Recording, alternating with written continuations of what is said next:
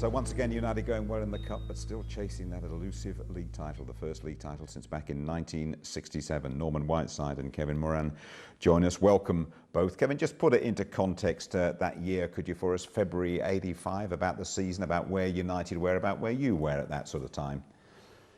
Well, I remember we just signed a few players that season, you know, and every year I think with United there was always that addition of one or two players, and we brought in a couple of real quality players in Streck and Olsen, I think Brazil as well.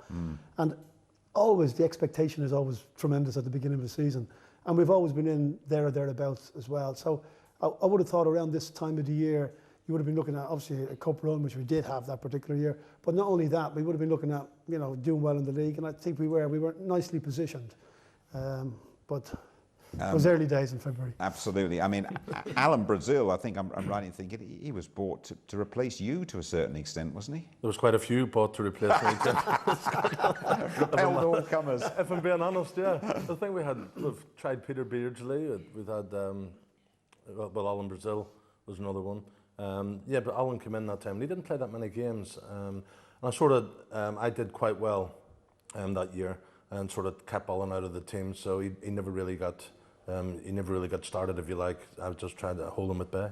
And in general terms, at that stage in the mid-'80s, it was Howard Kendall and that splendid Everton side that everyone had to catch. Yeah, he put a brilliant team together. I mean, Everton, I think they went to the FA Cup 84, 85 and 86 or something, and they won the league 85 and 87. So he put a real great team together there, especially with Reedy and Bracewell in the middle of the park. And they were a brilliant unit together. Were you aware of that big burden of that league title I referred to at the top there? You've got to win the league, you've got to win the league. Every year, every single year that went by, it just ticked up and racked up, and you were very conscious of it. And it was always surprising because it's almost like as if the weight of all those years fell on the manager at that particular time, as if he was there all that time, and the players as well, but it wasn't the case. It's probably not dissimilar now today to Liverpool. They're in the exact same position as we would have been then. And it is a weight, there's no doubt about it. And every year, but we had the expectation that this would be the year that we would do it. Because at the time, I can remember, Liverpool were the team in the past that we feared. And it looked like as if they were waning a little bit. Now we had the opportunity to come, but then everything came with a really strong team. And how was Ron Atkinson in that period? Did he take some of that pressure off you, or did he get you guys together and go, fellas, we've got to do this, we've got to do this now? I can never remember him putting that much pressure on us, from a point of view of saying, we've got to do that. It's the last thing you want. But he would have been the same as ourselves. I think, you know, the expectation was there from ourselves, from the fans, that this was going to be our year to do it. And when it didn't happen, you know, it was like, you really felt down about it. It was the one thing I must admit in my career that is the lowest point ever, is the fact that never really picking up the title with United. Just a word, when you go down to Highbury, as it was then, not the Emirates, of course, and play the Arsenal, that was a special fixture in the calendar, wasn't it? Yeah, definitely. I used to love going to Highbury, Jim, because, and Kev will tell you, you had a cold night in the winter. The marble floors in Highbury were beautiful, and we used to walk around in your socks 2 minutes before you went out because they were all heated. All the dressing room floors were heated. Lovely marble down at Highbury. So it was a lovely stadium to go to. We will have a look at the Gunners against United very shortly. That's what was happening on the pitch. What else, though, was going on in 1985? Area of the world in the northeast of England, it was big news. Obviously, there's a lot of mining villages up and around where I lived. So yeah, it was something that stoked up a lot of passion. Well, Stoke-on-Trent was a big mining town, so most of my friends and families were all miners. So I remember every bit of it really. I can remember because they were rioting where I lived. We were collecting in the streets for the miners. You know, we all did this little bit for them. Yeah, I remember that very, very well. I remember a lot of violence and a lot of confrontations with the police, and I think we had power cuts as well, if I remember. So it impacted on my life. I can remember the miners' strike going on, and the picket lines. And people shouting scabs and stuff like that, and yeah, it nearly brought the country to its knees. Let's hope we don't see anything of that. There's not many mines around now, is there? So I don't think we'll see a major mine strike. Yeah, it was a defeat for the miners. It was. I think it was pretty tragic. You know, we're sat here in Yorkshire as well. You know, and they were hit really hard, certainly in this area. tough time, but it was I don't know, you know, it was an industry, it wasn't making money. I don't know what would have been the right answer. And it seemed to drag on forever. Eventually they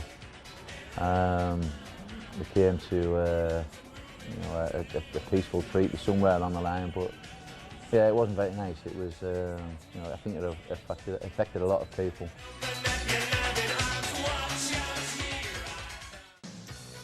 Norman Whiteside scored the goal, I think. Just try to picture the goal, yeah, come in. It was made from that goal, the way he just angled himself and got it onto his left foot and bent it on the keeper. I remember it well, yeah. Whiteside shoots, it's there! Norman Whiteside has done it again! Was that the cup final when Kevin Moran was sent off as well? First person to be sent off in an FA Cup final. Kevin won't thank me for reminding him about that. McGrath, oh, mistake by McGrath, and the through here, oh! Well, Reid has been brought down by Kevin Moran, and that has to be a booking at the very least. It looks as though Peter Willis is going to send Kevin Moran off. It was the denying of the goal-scoring opportunity, and we could have a player sent off in the FA Cup final for the first time ever. Kevin Moran has lost his head. I do remember it. I remember watching it on TV at home. And again, just feeling for Kevin, really. Infamous for being first person sent off in a cup final.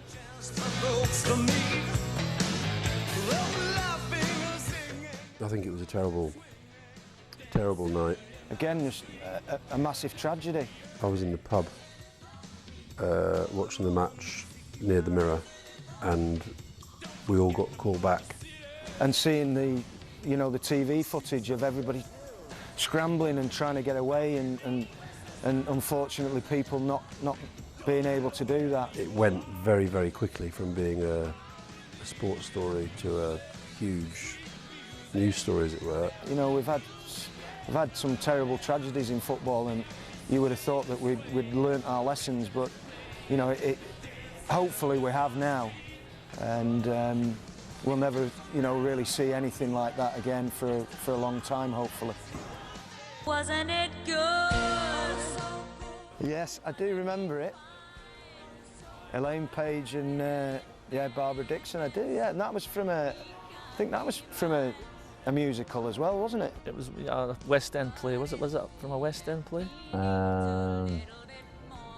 It was a bit of a ballad, I think it was. Can't remember it, but again, don't think I was probably a big fan of it. It definitely was from a musical, and I'm definitely not singing that one.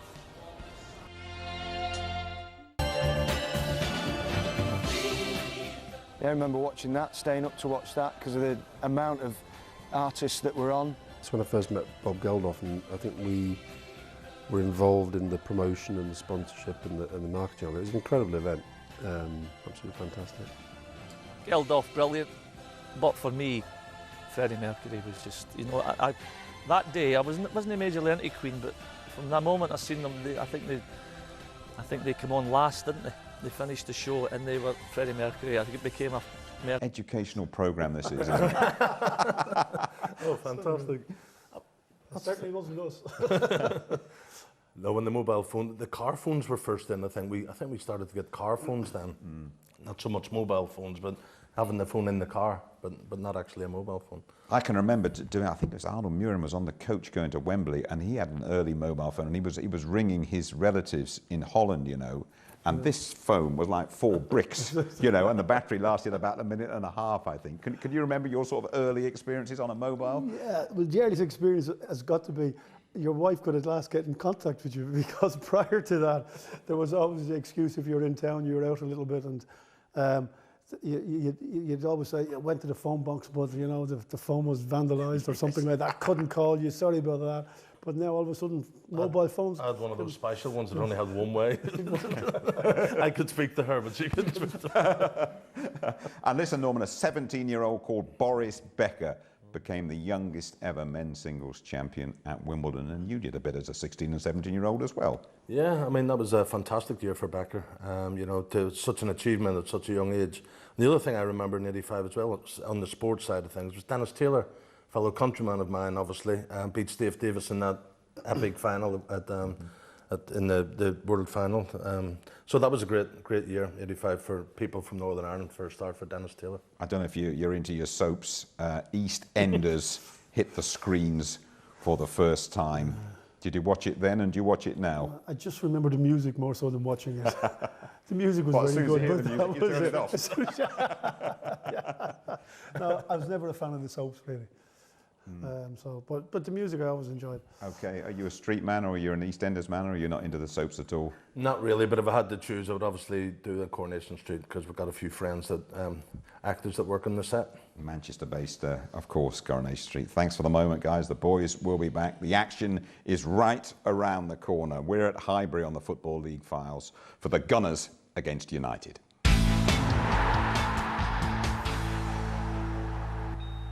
Hello again from the Football League Files. The date is February 1985. Kevin Moran and Norman Whiteside are with me. We are all about to enjoy the match at Highbury. It is Arsenal against Manchester United in the company of Brian Moore.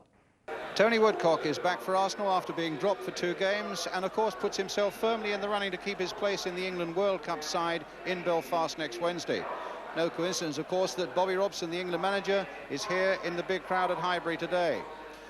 Well as Woodcock, Charlie Nicholas, sub for the last 2 games, is given a start for Arsenal today. Raphael Mead and Ian Allinson make way, and returning after injury in midfield is Paul Davis. Brian Talbot drops to sub. Blow for Manchester United this morning. Remy Moses failed a fitness test, and so both Moses and Brian Robson out of the United midfield. It means that defender Mick Duxbury will now bolster things up by playing just in front of the midfield, and the former Arsenal star Frank Stapleton comes into the attack with Norman Whiteside going to sub. The referee today is John Martin of Alton in Hampshire, and a distinguished visitor here this afternoon is the King of Tonga. So Arsenal get us underway, attacking the goal to our right. Manchester United this afternoon in the white shirts, on an afternoon when really the time has come for both these clubs to start making inroads on that lead that Everton have at the top. Both know that 3 points today are so crucial in their bid to get in amongst those championship hopes come May. Arsenal, in fact, have lost only 1 at home this season in the league. That was against Tottenham. Good record here against Manchester United, although they were beaten 3-2 in this corresponding game last season. And here's a chance for an early break, but the flag was up. Mariner's shot was over. The linesman's flag was up. United breathe again with a free kick. Flag went up straight away, and you can see that there probably was a touch of offside about it. Moran, McGrath, Ulverston.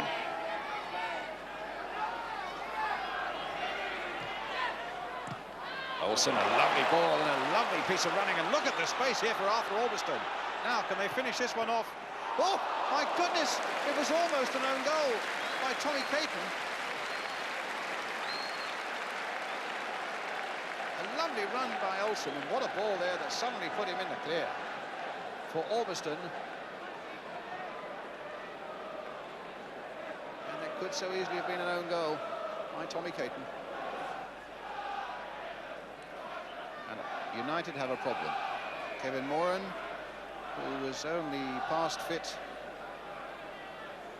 late this week, in fact yesterday, because of a calf strain, looks as though that might present a problem for United now, which probably would mean that Mike Duxbury would have to go into the centre of the defence, and the substitute Norman Whiteside, who's already warming up, would then take one of the forward positions. I think Moran's going off. The physiotherapist, Jim McGregor, is having a word with the referee. Now, whether they want to bring him back at a later juncture, I don't know. But for the moment, Manchester United, with Moran off the field, are playing with 10 men. Here's Nicholas. Oh, good play by Nicholas. And, well, not a bad finish either.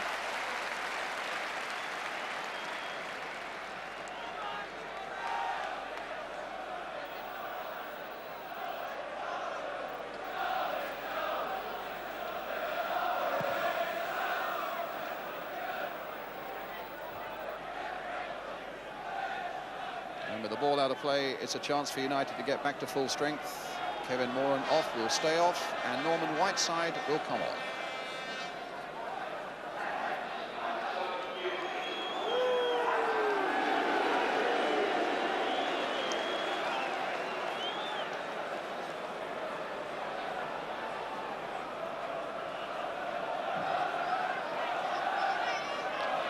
As if United are having enough troubles with Brian Robson still up in Manchester, and there's Remy Moses in the tracksuit top, also with an injury. Next to him is Alan Davis, who's deciding this weekend whether to join Crystal Palace or not. It's a throw to Arsenal, which Williams has taken. Mariner, the touch for Charlie Nicholas. Now Stuart Robson. Chance to make one of those forging runs of his, and a nice ball studiously played through. And McGrath pulling Woodcock down when Woodcock looked for a moment as though he might be clear and dangerous. And a free kick to Arsenal. That's a lovely ball, studiously played in there, and Woodcock really looked as though he might have pounced on it. So, what can Arsenal do with this?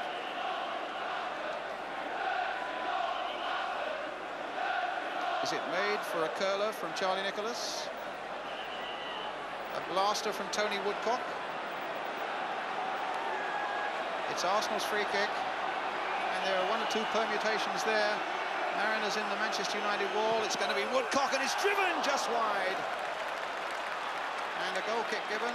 Again, Arsenal thinking that it may have been a corner. Well, you couldn't really tell from that whether there was a deflection or not.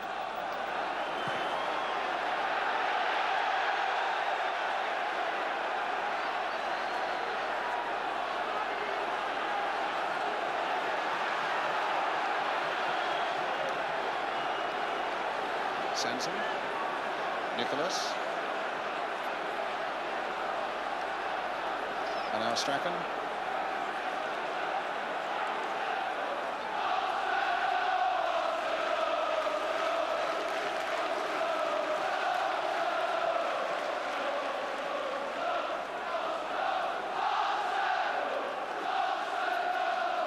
It's Sanson with the throw for Arsenal, and a good long one it is. Stapleton finding Olsen. That's not a bad ball for Norman Whiteside. Onto that left foot. A brilliant goal for Manchester United by Norman Whiteside, the substitute. Superbly taken.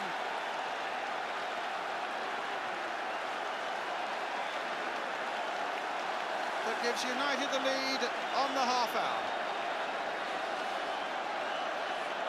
Olsen playing a lovely ball through, but the hard work now is done by Norman Whiteside.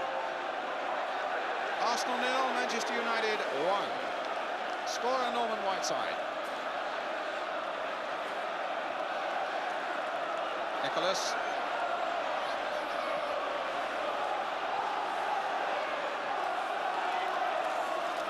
Anderson, the flags going here.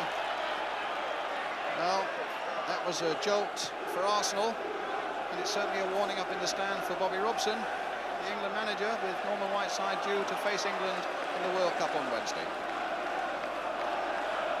And relief, although you wouldn't spot it there, on the Manchester United bench. And a bit of a problem there, not only keeping the sun out of their eyes, but wondering how they're going to get the goal back on the Arsenal bench. But here come Arsenal streaming away with Steve Williams. It won't reach Woodcock.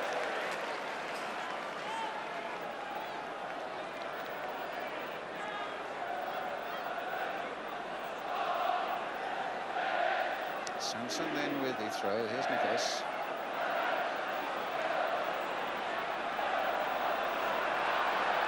Corner.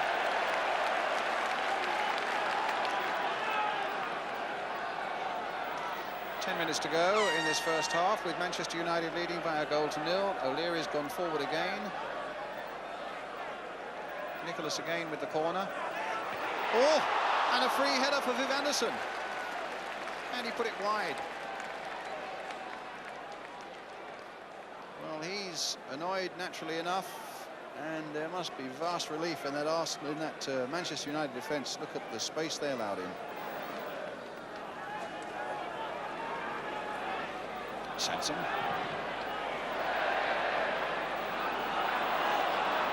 That's the last strike of the first half by Arsenal, but that will come to nothing because O'Leary's long pass goes into touch. It'll be a throw to Manchester United.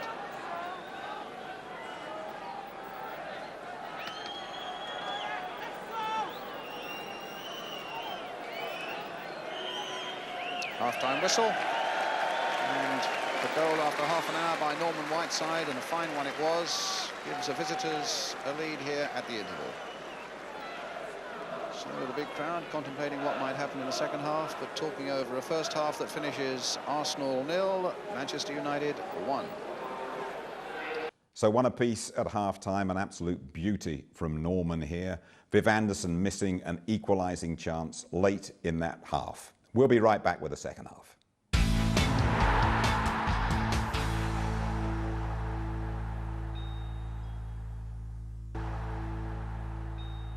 It's the Football League Files. We're at Highbury in February 1985. United are a goal up at half-time thanks to an absolute beauty from Norman Whiteside. Here's the second half with Brian Moore. I hope our distinguished visitors from Tonga are enjoying the sunshine and the glimpse of our First Division football.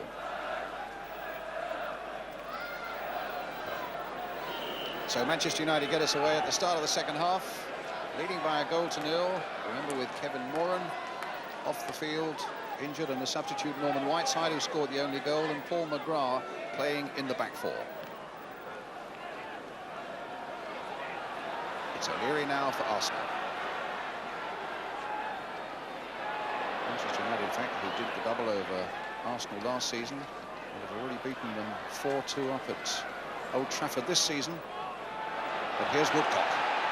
It's a shot on the turn, and the first real save of the game that Gary Bayliss had to make. Woodcock with a good turn here.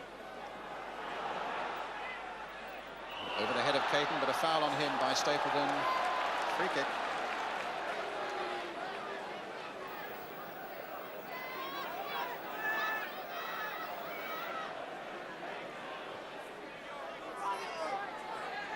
Sansom. Woodcock. It's been pounded by the United defence, particularly McGrath in this second half. Woodcock. Nicholas being watched by Duxbury. Nicholas.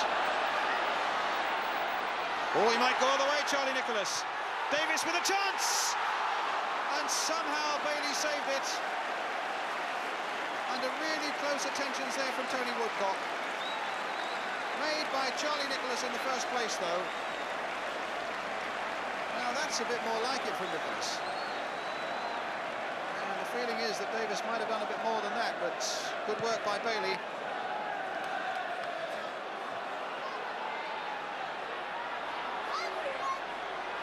Now Stapleton. In for Mark Hughes. Might take a bit of holding off. There are 3 to do it, though. Stapleton playing it in. Can Strachan get there? Touch and go there for Arsenal. It needed just a touch from the Scot. And Lukic was already committed. It was a nice little ball played in there. And Lukic gathered it. Strachan's header. He's chased a few causes today as Stapleton, and he's brought down by Caton.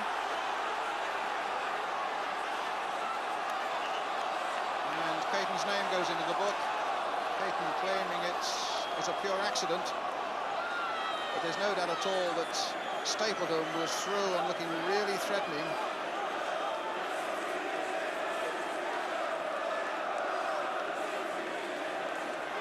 Anything might happen here. Certainly needs to be perfectly lined up. Gidman's gone wide to the right, and the referee wants the wall back 10 yards.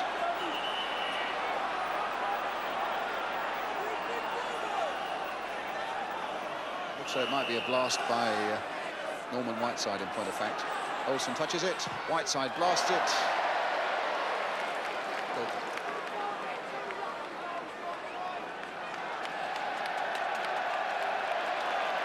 Well, a few cheers from the North Bank as Arsenal start to warm up. Brian Talbot.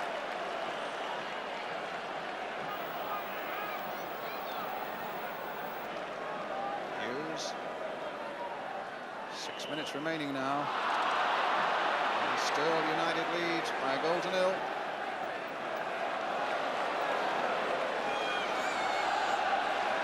Going to try and bring Talbot on now. The linesman flagging away there, but he's not really ready, and that's holding up everything. And I can't think why the linesman was flagging there. Arsenal are not making the effort to get him on right now, and the game's going to be held up for a minute while he gets on. He hasn't even got his sweater off yet. Well, I think that's ridiculous.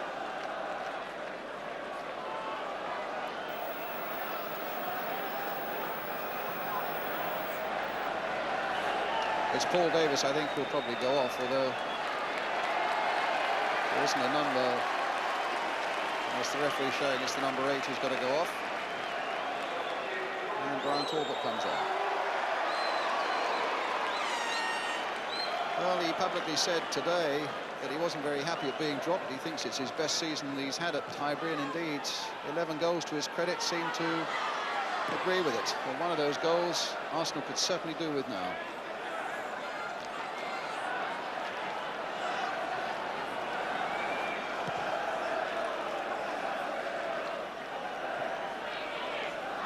Woodcock. Goodman holding him off. Arsenal get the throw inside the last 5 minutes.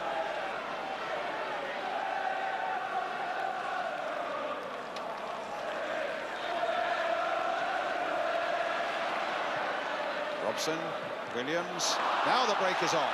3 against 1 for Manchester United. Olsen is one away on the right. Mark Hughes is away here on the left, and only O'Leary is back. Now Olsen can he can't finish it off. Lukic was out there. Well, what a moment that was. 3 against 1, and they played it superbly, United. But in the end, Olsen couldn't quite finish it off. And certainly the crowd here of 48,612 must have felt that's goal number 2 for United. But it's a corner instead. Arsenal's 3rd biggest crowd of the season. They had bigger ones against Liverpool and Spurs here. Olsen, and headed clear by Anderson. Olsen again. Well, the lad who had a week or so here as a youngster, training with Arsenal, very nearly scored for United right at the death. Stapleton trying to get in there. Whiteside trying to get in there again. And somehow O'Leary just hacking it away for a Manchester United corner.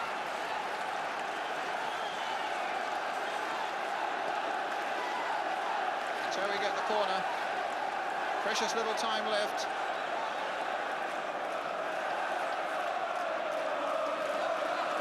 Strachan with that corner. And a goal kick. Time has come now for Arsenal to plunge everybody forward in a last desperate attempt to pull something from the game now.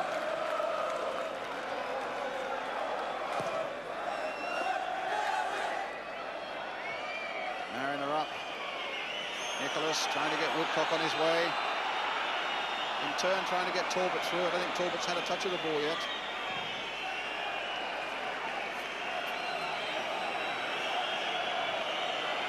Well, the substitute came on and scored for Manchester United.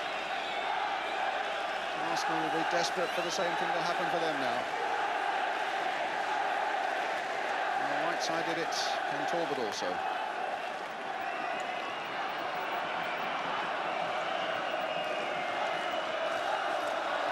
Inside the last minute now.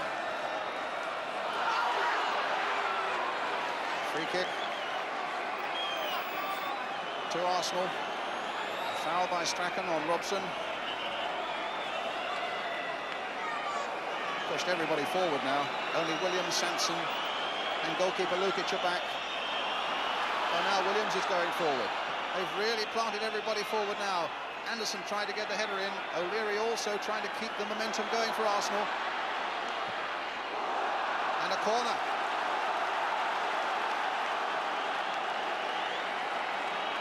Talbot racing off down towards that corner flag with the ball.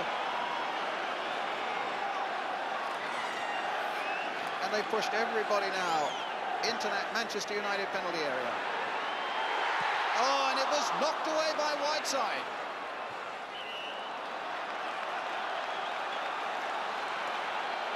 So, Nicholas now with the corner at the other end. After Whiteside had done a tremendous job there in defence for Manchester United. Flicked on once more. Sanson trying to get it in there. United trying to get it away. Woodcock also. Robson in there. Caton in there. And in the end it goes behind for the goal kick.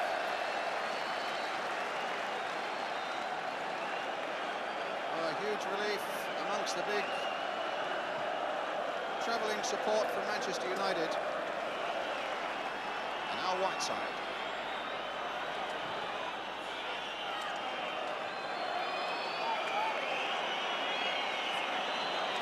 Referee looking at a watch again. And again. At 3 minutes of injury time now.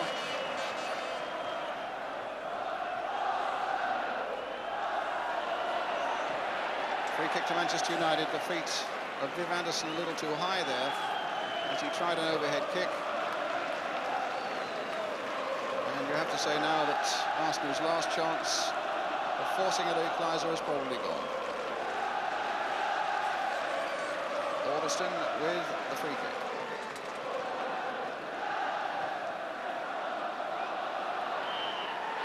Final whistle, a victory and 3 precious points for Manchester United with a goal by Norman Whiteside after half an hour.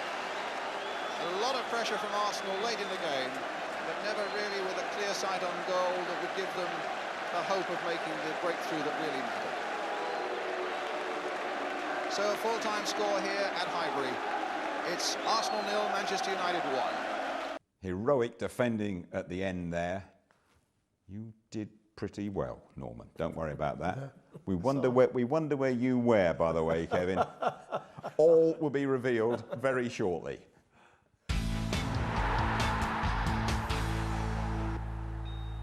It's the Football League Files. We've enjoyed a Manchester United victory at Highbury by a 1-0, scored by Norman Whiteside. We'll come to you in just a moment, Norman. You know, Kevin, when we do the Football League Files, regularly you seem to get injured and you seem to hobble off, and you didn't last too long at Highbury. Give us the grim details if you could. But let's look on the bright side of things before you be negative about this, by the way. There was no cuts. That was a bit of a one-off for me anyway. Obviously, I think I went into the game with a calf strain before that because I was touch and go whether I would be able to play. Obviously, I thought I would be able to get through it, but I'm not too sure whether I lasted no more than about 15 minutes or so, 20 minutes. And obviously, the calf strain reoccurred, and I had to come off. You see me there. I think it was an opportunity to give this young lad another chance to come on and save my bacon. And apparently the crowd weren't exactly pleased to see you that day. Oh, that's par for the course, that, Jim. Every ground we went to, I used to get booed. And just tell us about the position that you came on and played in, Norman, because it's sort of, history has rewritten that story a bit, hasn't it? It absolutely. Big Ron claims the fact that, you know, he had it all planned, that this was changing my career from a forward to a midfield player. So when I came on, he just said, stay in midfield, left side of midfield, get forward, do a bit of defending for me, see how you get on. Use your pace. Hey, don't knock it on this one. And yeah, and since that game, it's funny actually, Mark Hughes started as a midfielder and I started up front. And after that, we sort of swapped places, if you like. Mark became obviously a top striker, and I slotted back into midfield. So that was a pivotal game in your career, the one we just seen. Completely, and Ron's taken all the credit for it. Big Ron, completely. Well, listen, he can take credit for a lot of things. He cannot take credit for your goal, though, which was very, very special. At the end of it, you leave David O'Leary heading for the West End, but it's a very, very good build-up as well here. Yeah, I just started in my own box there, actually, just coming into the picture, and Jasper's just striving forward, and then I've just seen a little gap there and just brought it back with my right foot, and then just a nice little curl around the keeper. Past John Lukic in off the far post. I mean, in your sort of scrapbook, to use an old-fashioned word, of goals, that must be pretty high, isn't it, Norman? Yeah, it's great to score goals like that, but the score against the Arsenal as well, it always makes it a little bit more special. Just tell us about your physical sort of approach to the game, because it's quite interesting. In another show, and we pointed out that you got hurt, you got badly hurt, because you did not wear shin pads. I mean, just explain that characteristic. I was just never used to playing shin pads. Obviously, playing Gaelic football, You know, before coming over here, there's never any shin pads ever been used. And then just playing soccer as well in Ireland, I never bothered with shin pads. It was never, you never had to wear it. It was never compulsory. So even when I came over here then as well, you know, no manager ever told me at the beginning, or our coach, why aren't you wearing shin pads? So I never bothered wearing them.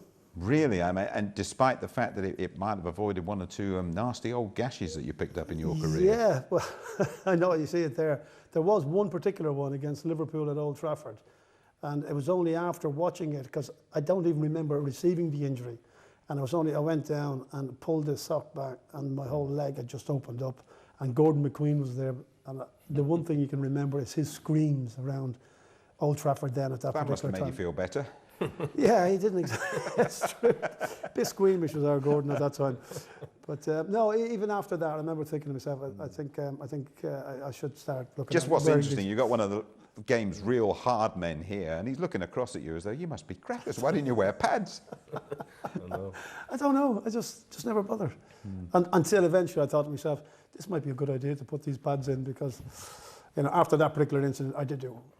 Again, Norman, just looking at one or two of the tackles that flew in here, these days it would have been a straight red and possibly a riot as well. I mean, people getting taken out with goal-scoring opportunities. That was a great little through ball there, Jim. I think it was Big McGrath that takes him out here. Just yes. Completely. That was definitely...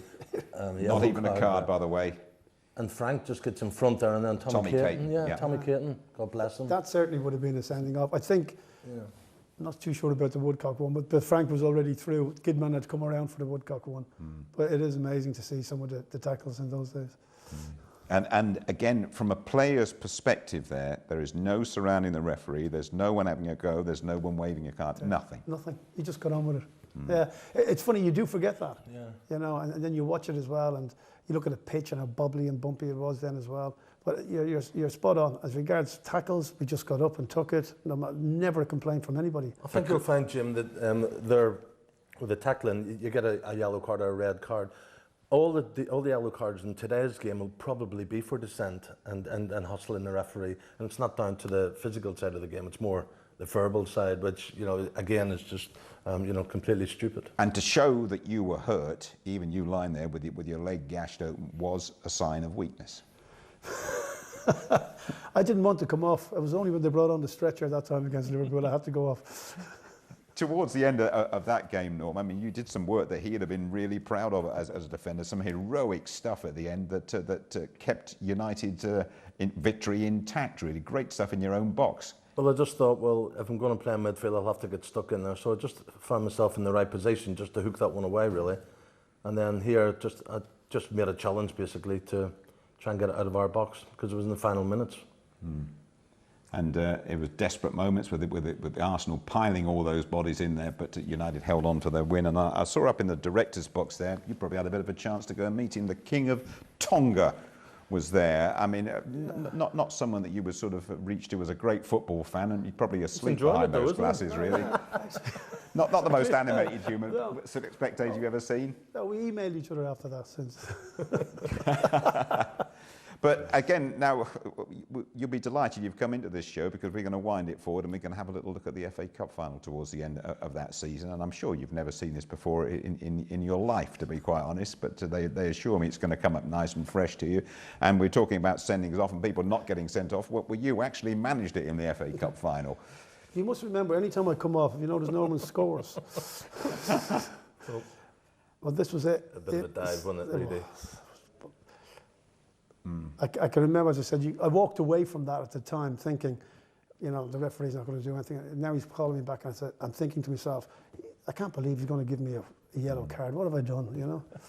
Because I went for the ball.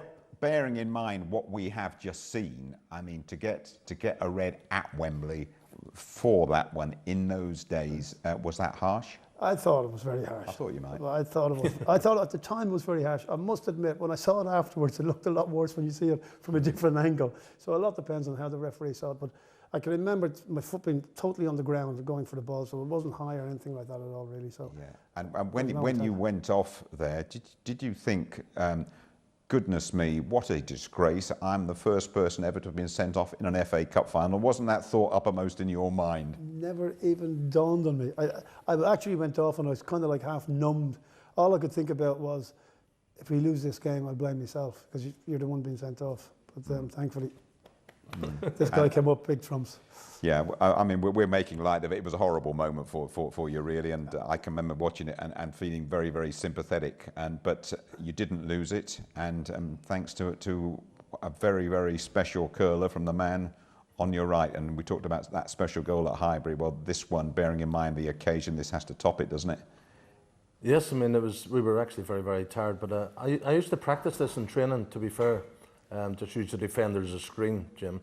And when I looked up and I seen Neville holding onto his post, I threw my leg over the ball, and Pat Van den Hauwe came into Neville's view, so Neville is now obstructed from seeing the ball, and that was the moment when I hit it. So he was always going to be too late to get to it. So luckily, it worked on the big day. The big day, and the FA Cup went United's way and went Ron's way as well. A very, very special day for the football club, and that, presumably at the end of it, Kevin, seeing it once again, that's all that mattered for you. You might have gone off early, but you got your winner's medal. Absolutely. You can just even see my delight then. It was the first time I think I had a smile on my face after coming off, and I was in a great position to see it as well. I was right behind Norman. He was very, I remember, Kev, on the sort of the Sunday and the Monday, with all the papers coming out, and it was all about Kevin, not about my goal. It was all about the first ever to be sent off, and he was very apologetic. He was like, "Oh, sorry about that, Norman. Sorry." You've seen one of the best ever goals at Wembley being scored, and there was more talk about. It's us media people, you know, we're terrible. We love bad news. You see, we love bad news. That's what it is. So another FA Cup, but I think fourth in the league. You finished behind Everton, you finished behind Liverpool, finished behind Spurs. So again, a league campaign with all that was going on with that elusive title, disappointing. It was. I think it wasn't a real fourth. I think if you looked at it, it could easily have been a second, but what difference does it make? We were never going to catch Everton at that stage. I think we lost our last couple of games before that. But we had next year to look forward to. Great stuff. I've enjoyed it. Cheers, Kevin. Thank you, Norman. Thank you very much indeed. And there we are. We close the Football League files for another week. We'll see you next time. Thanks for your company. Cheerio.